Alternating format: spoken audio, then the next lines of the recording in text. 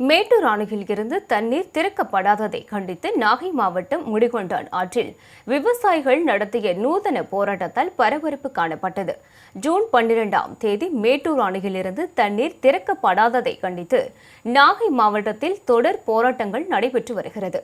இதன் ஒரு பகுதியாக முடிகொண்டான் ஆற்றில் கழுத்தில் வைக்கோல் கயிறுகளை சுற்றி தூக்கிலிடுவது போன்ற நூதன முறையில் விவசாயிகள் போராட்டத்தில் ஈடுபட்டனர். மத்திய அரசே காவேரியில் தண்ணீர் திறக்க ஆணையிடு தமிழக முதலமைச்சர். குறுவை சாகுபடிக்கு மேட்டூர் அணையில் இருந்து தண்ணீர் திறக்கப்படாததை கண்டித்து நாகை மாவட்டம் மீனம்பநல்லூர் கதவணை பகுதியில் பேரணி நடத்திய விவசாயிகள் வறண்டு கிடக்கும் வாய்க்காலில் மலர் வளையம் வைத்து மெழுகுவர்த்தி ஏந்தி அஞ்சலி செலுத்தி தங்களது எதிர்ப்பை வெளிப்படுத்தினர்.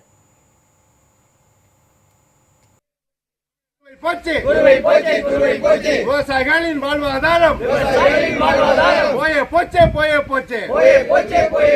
தமிழக அரசே கர்நாடகாவில் நஷ்ட ஈட்டை